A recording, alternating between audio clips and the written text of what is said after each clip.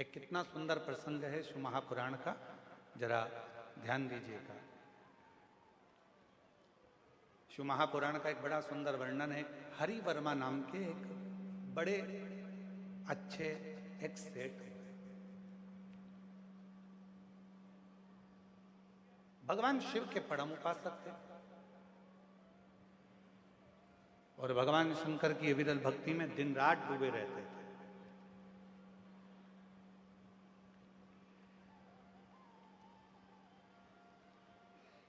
दूर दूर जाते, व्यापार करते और उस व्यापार को बढ़ाने का प्रयास। ऐसा कौन व्यक्ति है जो अपने व्यापार को नहीं बढ़ाएगा? ऐसा कौन व्यक्ति है जो अपने घर को नहीं बढ़ाएगा? ऐसा कौन व्यक्ति है जो अपने व्यवसाय को, अपनी नौकरी में तरक्की नहीं चाहेगा? एक साधारण सा व्यक्ति है, वो भी ये सोचता है कि आने वाले समय में मुझे अच्छा पद मिले, प्रतिष्ठा मिले, मेरा पद बढ़े, मेरी कुर्सी बढ़े, मेरी प्रतिष्ठा बढ़े, मुझे भी कोई अच्छे और स्टार लगे। हर व्यक्ति ये चाहता है, मेरा व्यापार बढ़े, मेरा व्यवसाय बढ़े, मेरा मकान बढ़े। हर व्यक्ति ये चाहता है। पर निवेदन है, जैसे हम व्यापार को बढ़ाने का प्रयास करते हैं, जैसे हम मकान को बढ़ाने का प्रयास करते हैं, जैसे हम प्रमोशन को बढ़ाने का प्रयास करते हैं, जैसे हम नौकरी को बढ़ाने का प्रयास करते हैं, शिव महापुराण की कथा कथी है, वैसा ही थोड़ा सा प्रयास भगवान शंकर की भक्ति को बढ़ाने का भी करते रहो, जिससे हमारे जीवन के मार्ग सुलझते चले। अब हरि वर्मा एक ऐसा सेठ जो भगवान शिव का उपासक भी था, सत्कर्म भी करता था, अच्छा कार्य भी करता था, पर अच्छे कार्य को करते करते करते करते समय बीतते बीतते निकल गया। और महाराज, उनका एक पुत्र था और वो पुत्र हरि वर्मा का, उसका नाम था बंसी।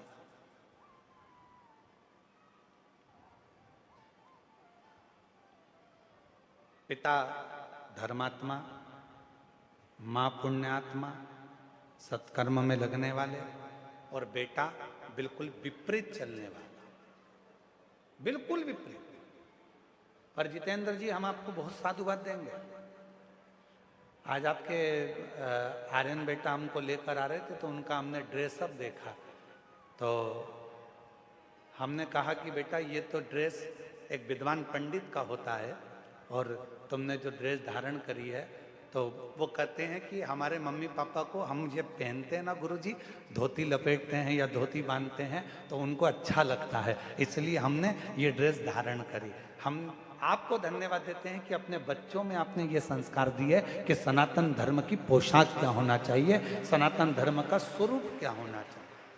उसके लिए हम आपको धन्यवाद दें, बहुत बहुत साधुवाद है।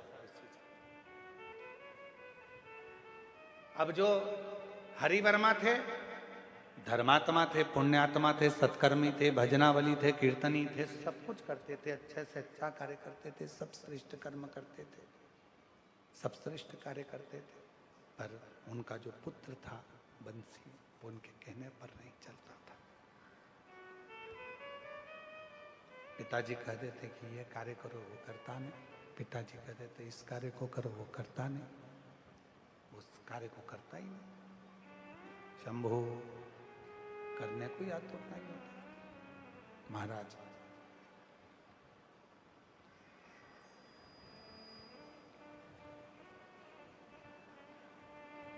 हरि वर्मा एक पूजन में बैठे हुए थे और शिव जी की आराधना हरि वर्मा कर रहे थे, शिव की आराधना। उनका पूजन पूरा हुआ, बेटे से कहा कि ये जो भगवान शंकर पर चढ़ा हुआ निर्माल्य है, इसको विसर्जन करने ले जाए। और बेटा उस निर्माल्य को विसर्जन करने के लिए नहीं ले गया और पिता को अपशब्द करने लगा, ताने देने लगा, आड़ा टेढ़ा करने लगा, बहुत ताने थे। मेरी जीजियों, मेरे जीजाओं, मेरी बेटियों, बेटाओं, मेरी माताओं, मेरे बुजुर्ग माता पिता, एक बात अपने अंदर उतार कर रखना, किसी भी व्रत को करो, किसी भी पूजन को करो, किसी भी अनुष्ठान को करो, किसी भी साधना को करो, तो प्रयास करना कि अपने बल पर करो। अपने बल पर। कई लोगों की व्यवस्था क्या होती है, जाना बेटा पूजन का सामान यहाँ ला के रख देना, जाना बेटी जरा सा सामान इधर ला कर रख देना, थोड़ा सा सामान इधर से लाओ, थोड़ा सा सामान जा तू लेकर आ। अगर हम व्रत कर रहे हैं, हम पूजन कर रहे हैं, यहां तक पशुपति व्रत में वर्णन आता है कि पशुपति व्रत को करने वाली महिला हो, पुरुष हो, बच्चे हो, बूढ़े हो, कोई भी अगर पशुपति व्रत को कर रहे हैं तो यहां तक नियम आता है कि पशुपति व्रत करने वाले को पूजन की थाली खुद लगाना चाहिए। और यहां तक वर्णन आता है कि अगर कोई प्रसाद बना रहे हो, खीर बना रहे हो, हलवा बना रहे हो, मीठे भात बना रहे हो, मीठे चावल बना रहे हो, पुआ बना रहे हो, कुछ भी अगर तुम बना रहे हो, मीठी पूड़ी बना रहे हो, सीरा बना रहे हो, मीठा चावल, मीठे खीर, खिरान कुछ भी बना रहे हो तो वो खुद बनाओ। प्रयास यहां तक उसका फल मिलता है। हरिवर्मा ने, सेठ हरिवर्मा ने कहा कि बेटा ये निर्माल्य को विसर्जन करके आ जाओ, ये निर्माल्य विसर्जन करिए। और हरिवर्मा के कहने पर बेटा उठकर खड़ा हुआ, क्या पिताजी तुम मुझे निर्माल्य विसर्जन करने के लिए भेज रहे हो, शिवालय भेज रहे हो, मुझे शिवालय तक लेकर इसको भेज रहे हो कि ये ले जाओ और विसर्जन कर कर आओ। मैं नहीं जाऊंगा, पूजन आपने करा है, अनुष्ठान आपने करा है, आराधना आपने करी है, तो विसर्जन भी आप करो। मेरे बस का नहीं है कि मैं जाकर कुछ विसर्जन कर कर आऊं।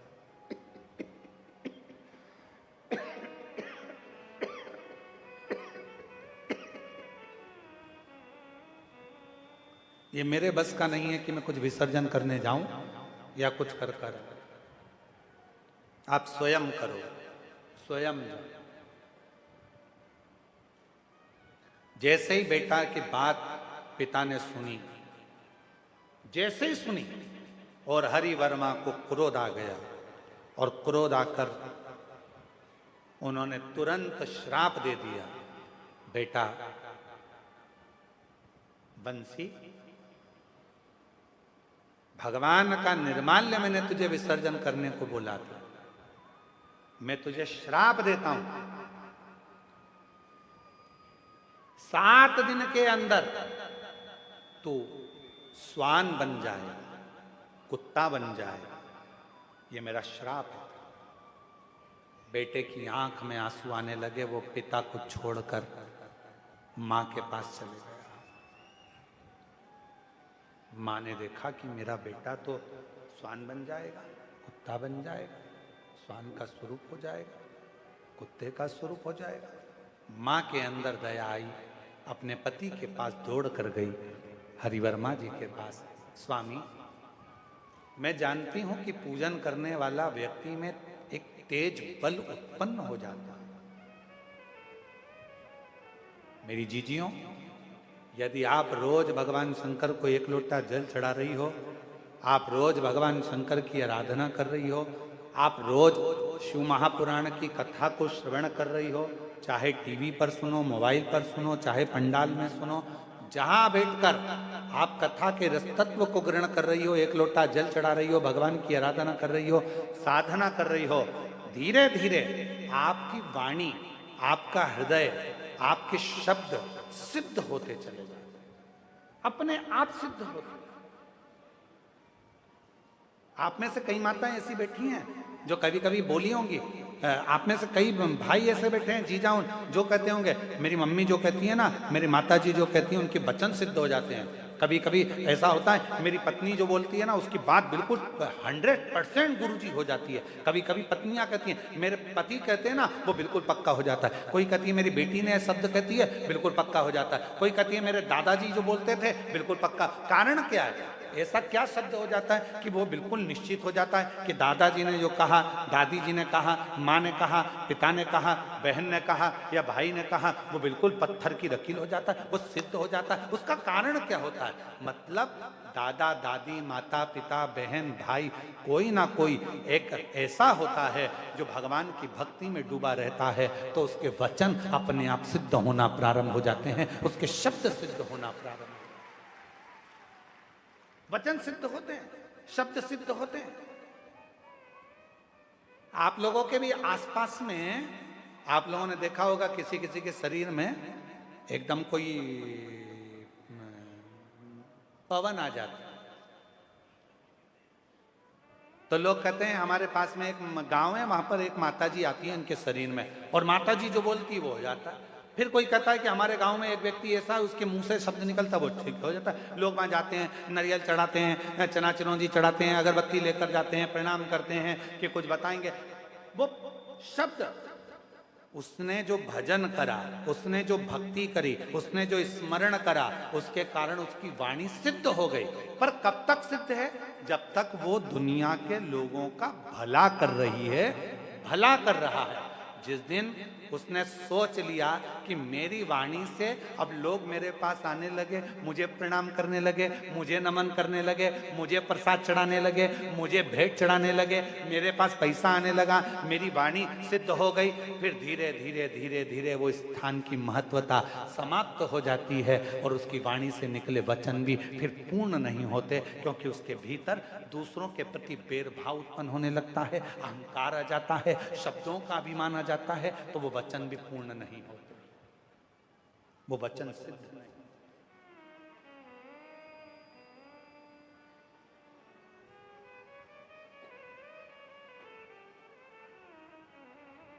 वचन सिद्ध कब होंगे?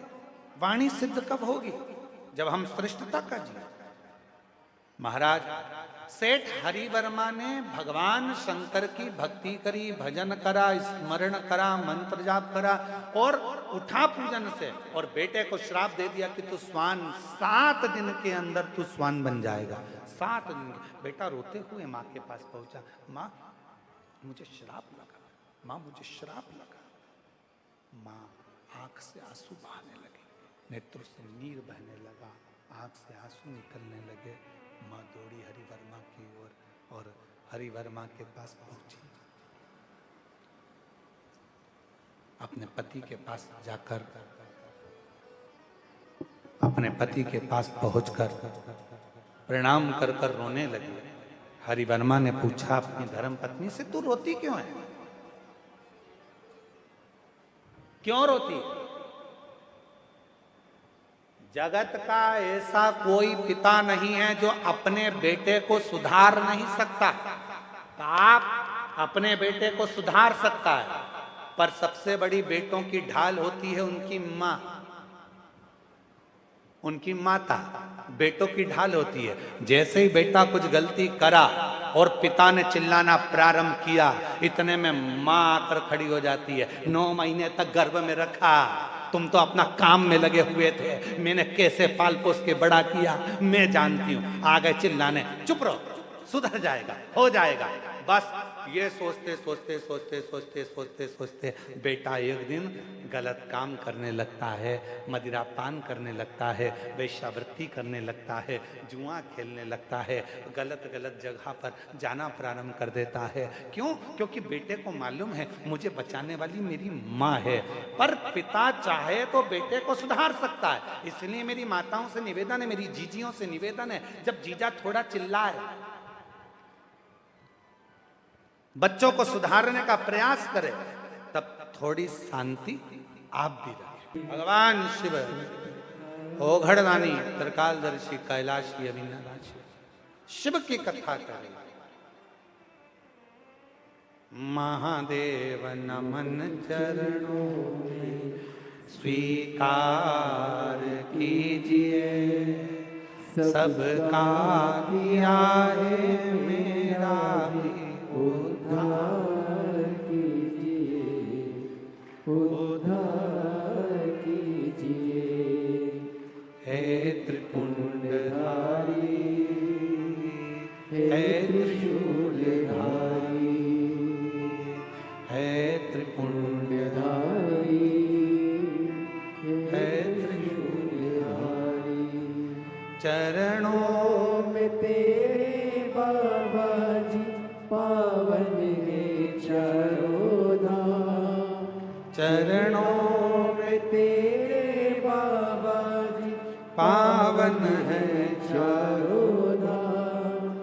तेरी देव करते वंदना, पूजे हैं सीताराम।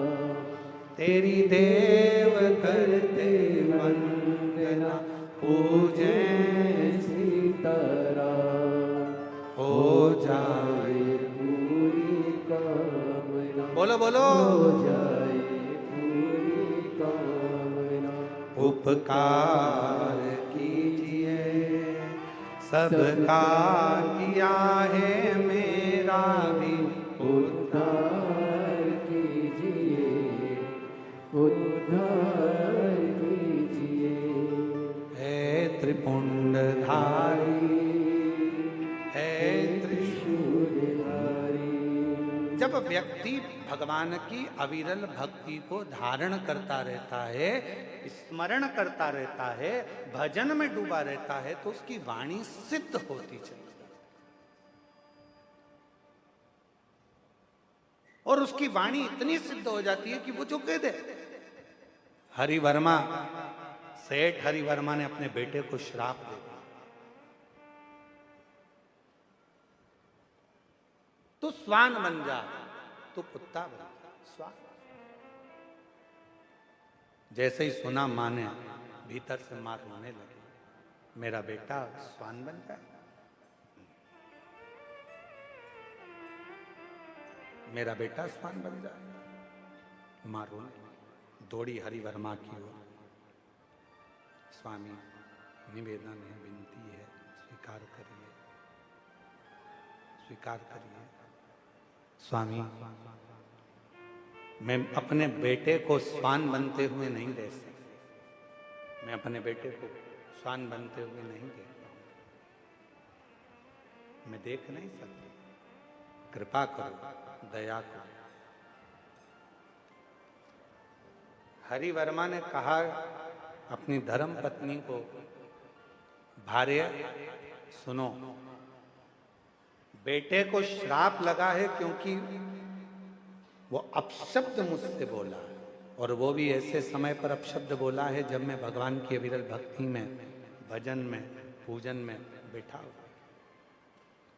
मेरी जीजियों,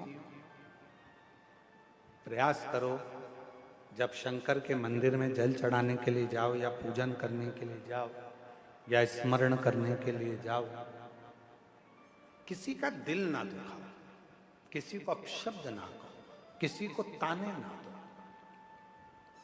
जाओ जरा।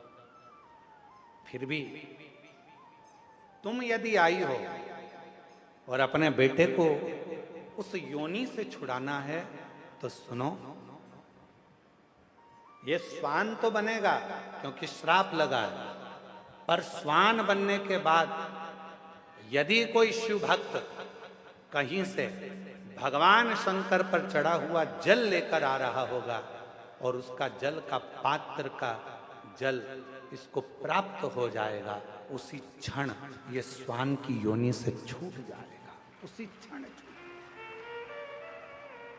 स्वान की योनि से मुक्त हो जाएगा। मेरे जीजियों, जीजाओं, बेटियों, बेटाओं, मेरी माता, मेरे बुजुर्ग माता पिता,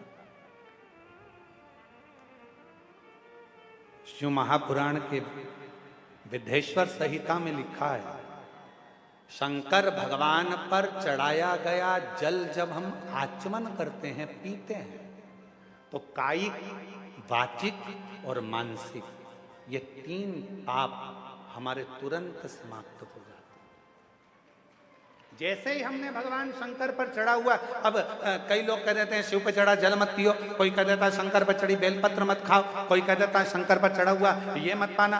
महाराज, शिव महापुराण के शंकर पर चढ़े हुए जल की महत्वता, तेरी कृपा का क्या है भरोसा, कब किस पर हो जाए जरा सी हम पर कर दो। शिव कथा कहती है, भगवान शंकर पर चढ़ा हुआ जल जब हम आचमन करते हैं, शिव पर चढ़े हुए जल को जब हम अपने घर पर प्रोक्षण करते हैं, शंकर पर चढ़े हुए जल को जब हम अपने ऊपर छींटते हैं, शंकर पर चढ़े हुए जल को जब हम अपने मस्तक पर चढ़ाते हैं, हमारे ना जाने कितने कितने पाप अपने आप छिन्न होते चले जाते हैं, समाप्त होते चले जाते हैं, वो पाप अपने आप दूर हो जाते हैं,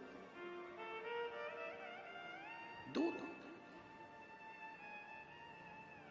हरि वर्मा सेठ ने कहा तुम्हारे बेटे की मुक्ति स्वान की योनि से होगी तो शंकर पर चढ़े हुए जल से।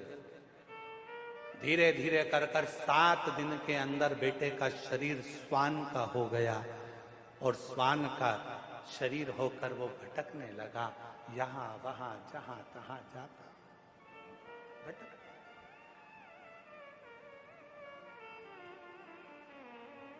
एक वीराने जंगल में पहुंच गया।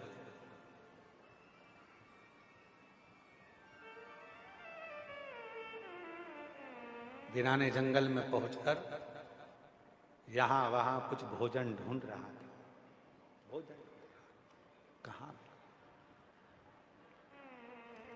भोजन की तलाश में, कहीं भोजन मिल जाए, कुछ खाने को मिल जाए। मिला नहीं। एक शिव भक्त भगवान शंकर के शिवालय पर पूजन कर कर आराधना कर कर आ रहा था। हाथ में कुछ सामग्री थी। स्वान को लगा, कुत्ते को लगा कि इसमें कुछ भोजन मिल जाएगा, मैं 3 दिन से भूखा हूं, कुछ खाने को नहीं मिला, कुछ प्राप्त नहीं, मुझे कुछ खाने को मिल जाए।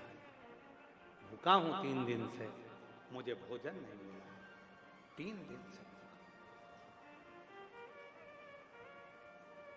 कुत्ता स्वान वो शिव भक्त के पीछे आने लगा।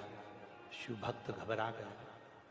उसको लगा कहीं ये स्वान, ये कुत्ता मुझे काट ना ले। जल के पात्र में शिवजी को चढ़ाया हुआ जल रखा हुआ था और वो स्वान पीछे पीछे, ये शिव भक्त तेज चलने लगा तो स्वान और तेज चलने लगा। शिव भक्त और तेज चलने लगा तो स्वान और तेज चलने लगा। उसको लगा कि ये स्वान तो मुझे काट खा, काट खा, ये कुत्ता तो मुझे काट। कभी कभी भय लगता है। आप कहीं से निकल कर जा रहे हो और मालूम पड़े कोई आपके पीछे कुत्ता पड़ जाए, स्वान पड़ जाए, तो आप लोगों को भय लगता है, हट जा हट जा, है भगाने का प्रयास करते हो। होता है। एक पति पत्नी गार्डन में घूम रहे थे, बगीचे में पति पत्नी घूम रहे थे, इतने में एक कुत्ता आ गया। जो कुत्ता आया तो पति घबराया, पत्नी भी घबराई। पति को लगा ये कुत्ता कहीं मेरी पत्नी को ना काट खाए। पति ने पत्नी का हाथ जम के पकड़ा, पत्नी को थोड़ा आगे करा, कुत्ता और पीछे आया। जो कुत्ता और आगे आ रहा था, पति और घबरा रहा था। जैसे ही कुत्ते ने सोचा कि अब तो मैं खाऊंगा, इतने में पति ने विचार करा कि ये कुत्ता मेरी पत्नी को काट खाएगा तो रोटी कौन बनाएगा, बच्चों को स्कूल कौन भेजेगा, टिफिन कौन बनाएगा। जैसे ही लपक के कुत्ता आने लगा, उस व्यक्ति ने सोचा कि कुत्ता मुझे काट खाए पर मेरी पत्नी को ना काटे। जैसे ही कुत्ता पास में आया, उसने अपनी पत्नी को गोदी में उठा लिया। जो पत्नी को गोदी में उठाया, कुत्ता भाग गया। कुत्ता भाग। पत्नी नीचे उतरी, उतरते से ही जूड़ा बांध के बोली, तुम में अकल मकल नहीं है? दुनिया के लोग कुत्ते को भगाने के लिए पत्थर उठाते, तुमने मुझे उठा। पति ने अपनी पत्नी से कहा, रियो धनव, ओ मैं तेरे हाथ जोड़ता हूं, सुन, वो कुत्ता तुझे काट खाता, मैं तेरी बचत सोच रहा था इसलिए तुझे गोदी में उठाया था। पर पत्नी तो रूठ कर बो गई, बो गई, बो गई। अब बेचारा पति कितना भी अच्छा सोचे तो भी बेचारा बूढ़ा हो ही जाता। वो कितना भी अच्छा सोच ले तो भी कभी कभी तो बुरा हो ही जाता। वो सोच है। अब एक प्रसंग और सुनने में आता है कि एक पति का जन्मदिन था और पत्नी ने सोच लिया आज मैं अपने पति से नहीं झगड़ूंगी क्योंकि आज उनका जन्मदिन है। और पत्नी सवेरे से गाजर का हलवा बनाई, पति सो रहा था, वहां ले जाकर उसको दी। पति उठा, उठते से पत्नी ने कहा हैप्पी बर्थडे टू यू। और पति उठा, पत्नी ने कहा लो गाजर का हलवा। पति ने सोचा आज गाजर का हलवा, इतनी सुबह से चाय लाती तो अच्छा लगता, गाजर का हलवा लाई है, अभी तो मेरा मुंह नहीं धुला है। पत्नी ने सोचा था झगड़ा नहीं करूंगी। और पति ने जैसे ही बोला कि चाय ली आती, इससे तो झगड़ा होने ही वाला था। पत्नी ने मूड चेंज कर रहा और चली गई, ठीक है मैं चाय लाती हूं। पति ऑफिस जाने लगा, पत्नी कहने लगी सुनो जरा काम से जल्दी आ जाना, आज तुम्हारा जन्मदिन है ना, पार्टी करने चलेंगे। पति ने कहा ठीक। पति जल्दी आ गया। अब पत्नी तैयार हो रही, पति तैयार हो रहा। इतने में पत्नी थोड़ी देर में आके पूछी सुनो आज तुम्हारा जन्मदिन है, मैं तुम्हें क्या गिफ्ट दूं बताओ ना। तुम जैसा बोलोगे वही गिफ्ट मैं तुमको आज दूंगी, पक्का है। मेरा तो मन कर रहा है कि तुमको एक जोड़ अच्छे जूते दिला दूं और एक मन कर रहा है कि तुम्हें टी शर्ट दिला दूं। तुम्हारा और कुछ मन हो तो तुम आज मांग लो, आज मैं इतनी खुश हूं, जो मांगोगे मैं तुम्हें दे दूंगी। पति ने कहा मुझे कुछ नहीं चाहिए, चल होटल चल। पत्नी फिर तैयार होके आई, फिर बोला कुछ गिफ्ट मांग लो, आज इतनी खुश हूं, जो मांगोगे दे दूंगी। फिर पति ने कहा कुछ नहीं चाहिए। पत्नी फिर आ गई, मांगना तो पड़ेगा, चाहे कुछ भी हो जाए, तुम जो मांगोगे मैं दे दूंगी। इतने में पति ने कह दिया तलाक।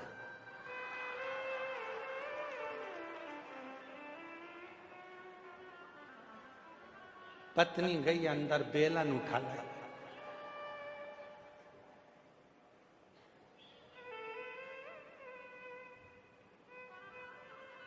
मांगना पड़ेगा मां। तो यहां स्वान आ रहा था, शिव भक्त जा रहा था, साथ में उसके सामग्री थी। स्वान भूखा था 3 दिन का, कुछ मिला नहीं, कुछ भी नहीं।